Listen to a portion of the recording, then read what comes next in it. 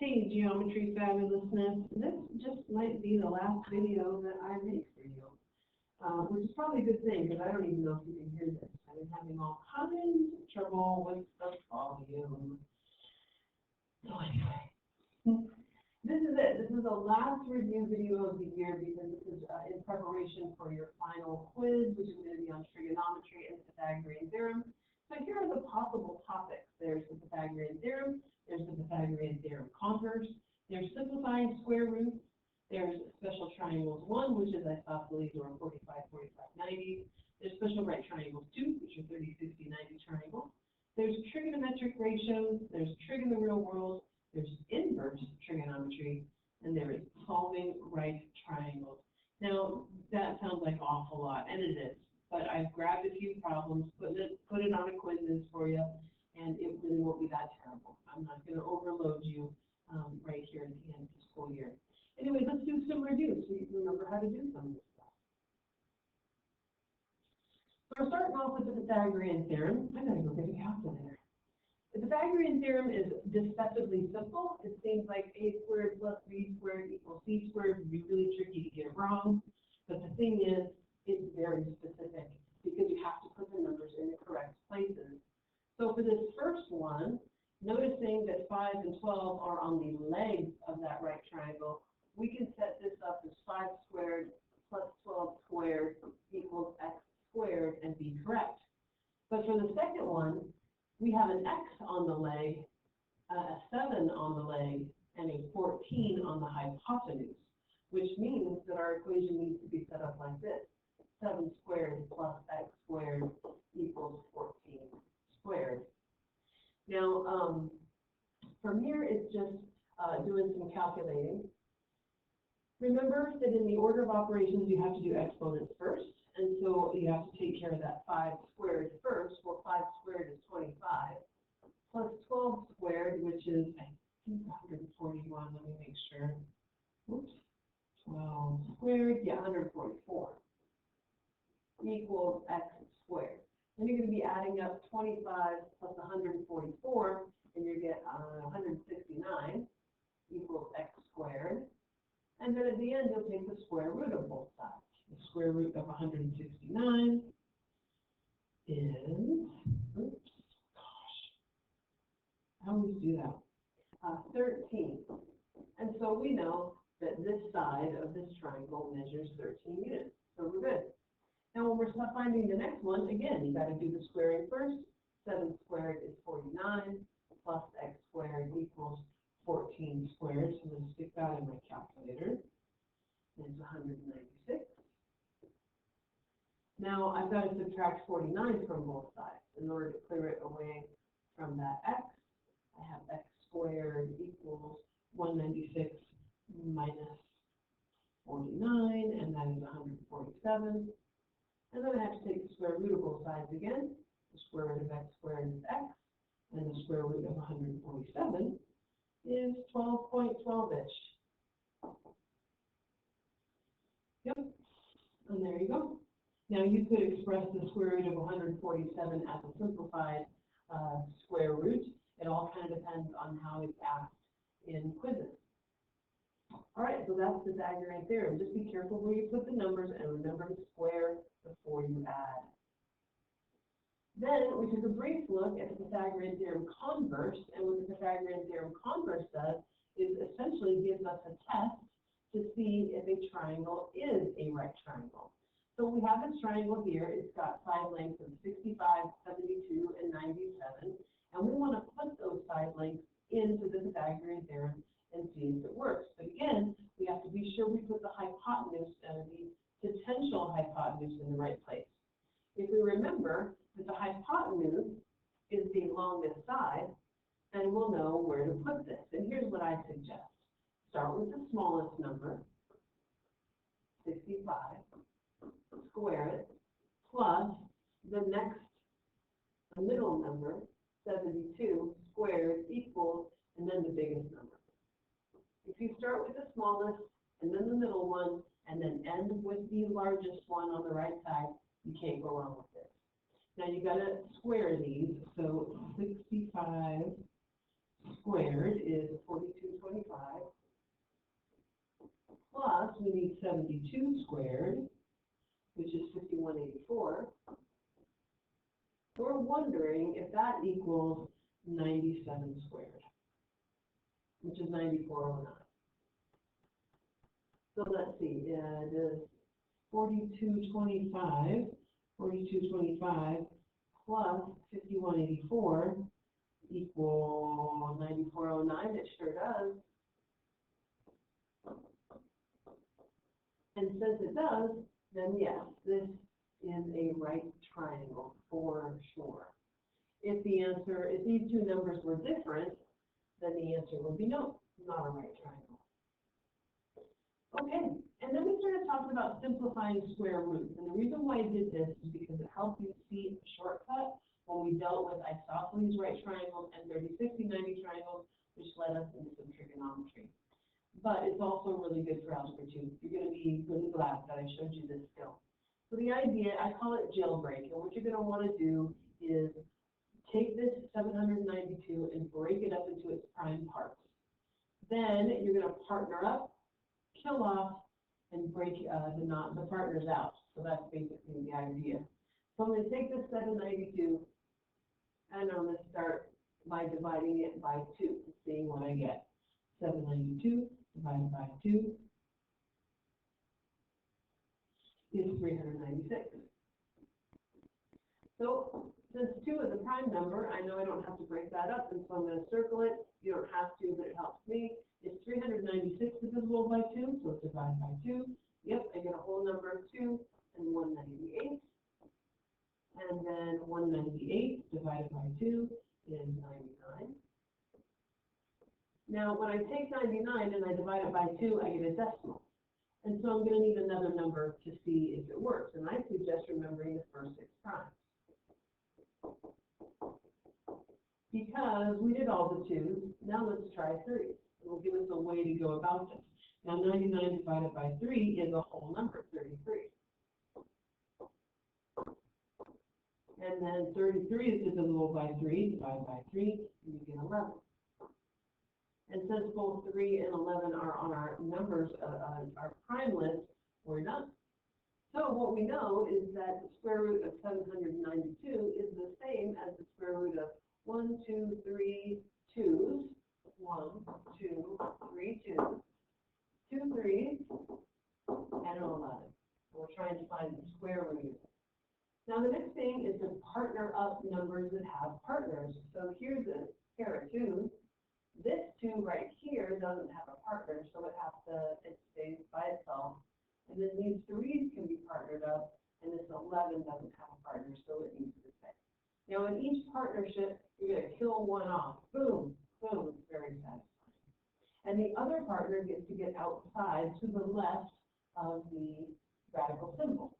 So this 2 gets to come out, times this 3 that gets to come out, and then inside we have left a 2 times and 11. And then you just simplify. Multiply to simplify. 2 times 3 is 6. 2 times 11 is 22. And this value, if you put it into your calculator, will have the same decimal value as that right there because they are the same. It's just different ways of saying the same thing. So that's simplifying square roots. Now that led us into special right triangles 1, which was isosceles right triangles, otherwise known as 45, 45, 90s. And the deal with these is that if you knew the leg, you knew the hypotenuse, and vice versa. The hypotenuse of all of these is going to be the leg times the square root of 2. That's all there is to it. So you literally pick up this number right here, 22, and stick it next to the square root of 2, and that is done. That's it. That's all you need to do.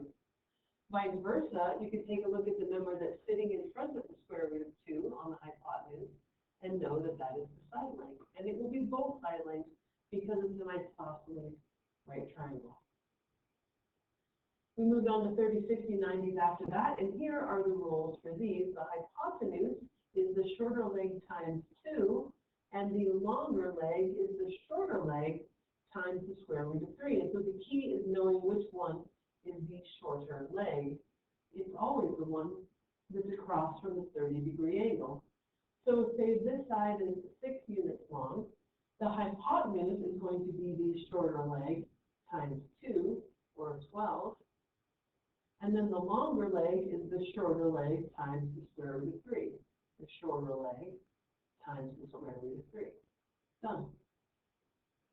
We can turn this on its head a little bit and know that if we've got a 90 and a 60, then we've also got a 30. Now this time we might know just the hypotenuse. Maybe it's 20.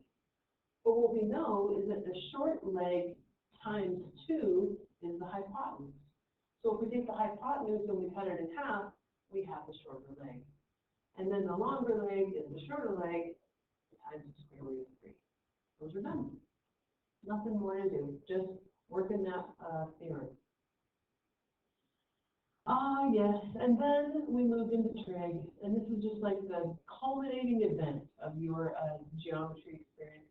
There's some steps there, and it always starts with noticing that you're going to be using trig in the first place. You've got a right triangle, you have one side length, one angle measure, that's going to mean that you're going to use some trig. The next thing to do is identify the sides, and I do that by identifying theta first. In this case, it's 27 degrees. And then across from theta is the opposite side. Across from the right angle is the hypotenuse, leaving this other side here to be the adjacent side. Now let's notice what we have and what we want. We have the adjacent side. We know information about it. We want the hypotenuse because there's a cube by there, and we've been asked to find the length of the cube. Now we're going to pick the correct trig ratio based on what we have and what we want. There are 3 trig ratios: sine, cosine, and tangent. And we remember them by remembering SO, COS, SOA. Now we have the adjacent and we want the hypotenuse, and so we're going to choose the cosine because it's the only one with both of those in it. We're going to use this COD to help us set up an equation. The cosine of the angle is the adjacent over the hypotenuse. The cosine of the angle is the adjacent over the hypotenuse. And then we're going to solve from there. So we need our calculator to be in degree mode, and we can just figure out the cosine of 27 by punching in 27 and then pressing the cos button, and I get 0.89. Now you may have to press in the cosine button and then the number 27 to get 0.89, or you could go look it up in a table, because that works too. 0.89 equals 17 over q. Now, whenever you're dividing by something, if you want to get rid of it, multiply by that thing. So in this case, we're going to multiply by q because it gets rid of that. And that's very nice. We have 0.89q equals 17. And then dividing both sides by 0.89 gives us that q equals 17 divided by 0.81. Boom, 19.1 meters. Done. It can be done.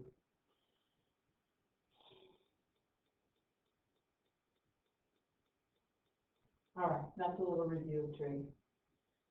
We also did a little bit of trig in the real world. Now, it's the same thing as regular just trig with just a right triangle, because trig in the real world just involves the same pieces. There's, in this particular problem, a height of a lighthouse. There's a distance away from the lighthouse, and there's an angle of elevation. All of those things are useful to finding, to using some trig. So steps are the same. There's your theta, 16. Across from theta is the opposite side. Across from the right angle is the hypotenuse, and leaving this one to be the adjacent. We have the opposite. We want the adjacent, and now we have to pick between sine, cosine, and tangent. So SOA helps us remember. We have the opposite, we want the adjacent, the tangent is what we're going to use. Now this is trying to tell us that the tangent of the angle is the opposite over the adjacent, so we can write that out. The tangent of the angle is the opposite, 121, over the adjacent, d. And now we solve. 16 tan is 286 or 0.29 equals 121 over d. Multiply both sides by what's in the denominator, we have 0.29d equals 121. Divide both sides by 0.29, causing this cancellation, and the distance that boat is from the shore is 121 divided by 0.29 for 417.24. There we go. Trig works the same way every time. All right, and then we started turning trig on its head and did some inverse trig, but the steps were very much the same. What we're trying to do now is find an angle measure. We have two side lengths, we need an angle measure. So first things first, like we always did, identify your sides. Here's theta. So across from theta is the opposite. Across from the 90 is the hypotenuse, and there is your adjacent side. Now this is only slightly different in that you have to notice the sides that you have. It's not what you have and what you want, it's what you have. So we have the opposite and we have the adjacent. And so that will help us choose the correct trig ratio. We know, so SOA can help us get there, and we need the one with the O and the A. That's tangent, not these two. So the tangent of the angle is the opposite over the adjacent. The tangent of the angle is the opposite over the adjacent. Really, all that's different with this kind of equation as compared to trig equations is that the variable is in a different place. Before, it was either in the top or the bottom of the fraction. Now it's in the place of the angle. So the step here that you're going to want to take first is to turn that fraction into a decimal. So the tangent of theta is going to be 27 divided by 52. Let's say 0.52. Now we want to get rid of this tan part because we want to get the theta by itself. So we can apply inverse trig by putting the inverse function on either side of this equation. In other words, the tan inverse of tan theta equals the tan inverse of 0.52. All we did was do the same thing to both sides. That's it. Just like algebra always works. But it was a clever cancellation because look, boom, those go away, and what we're left with here is theta. And we just need to plug in tan inverse 0.52 into our calculator. Well, you do that in line by pressing 0.52 and then second tan, and we get 27.47 degrees. On your calculator, you might have to put in second, tan, and then 0.52. It all depends on the calculator you have. These are trickier to look up in the trig table. So that is how you do inverse trig. And then all of this comes together when you're solving a right triangle. To solve a right triangle means that you know every side length and every angle measure. Well, in this triangle right here, we have two side lengths. We know the length of DF is 20. We know the length of FE is 21. And we also know that angle F is a 90-degree angle, but that's all we know. We're going to need to find the length of this side. We're going to need to find this angle measure. And we're also going to need to find that angle measure. And so we're going to use all the tools in our toolbox to do that. There are really only 4 tools we're going to need, though: Pythagorean theorem. We're going to need triangle sum postulate. We're going to need trig, and we're going to need inverse trig. Those are the 4 tools that we'll choose from, and let's get going. So let's find side DE first. Because if you have 2 sides of a right triangle, you can always get the third by plugging those into the Pythagorean theorem. In this case, we would have 20 squared plus 21 squared equals, and let's call this x, just for reference's sake, x squared. Now, just like in the Pythagorean theorem problems before, we got to do the squaring first.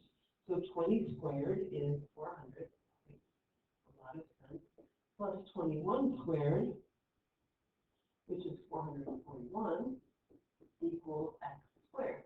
Now adding 400 and 441, we get 841 equals x squared.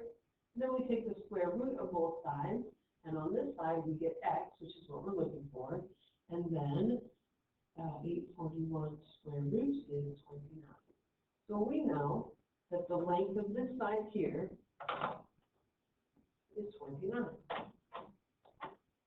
So now we have found all three side lengths, but now we need an angle measure.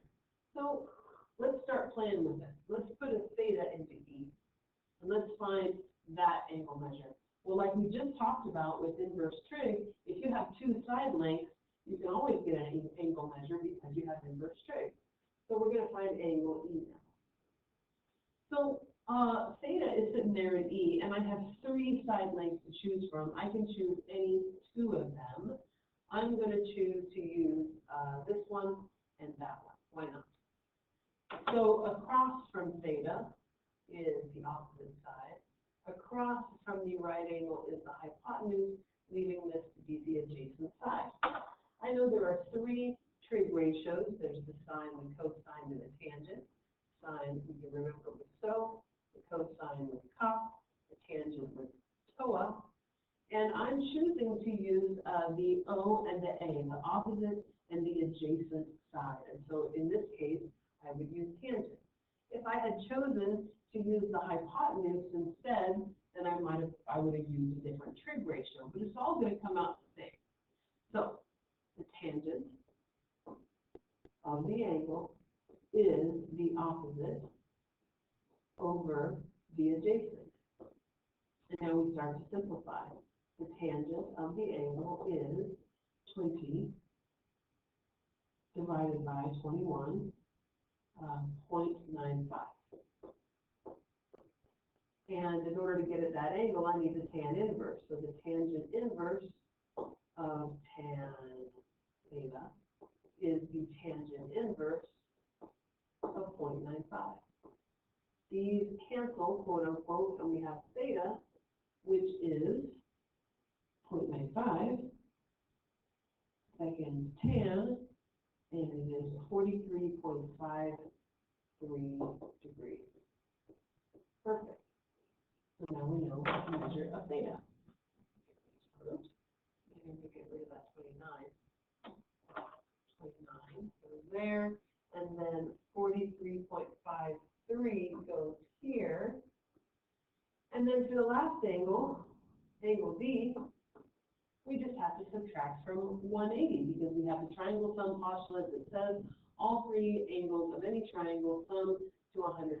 So if we take 180 and we subtract out that 90-degree angle, we get 90. And then we're going to subtract out the 43.53, and that is 90 minus 43.53, which is 46.47 degrees. 46.47 degrees. Fabulous. That's how you solve a right triangle. It takes a little bit. You've got to use different tools at different times, which is why it's a great activity for the end of the school year. But you can do it. All right.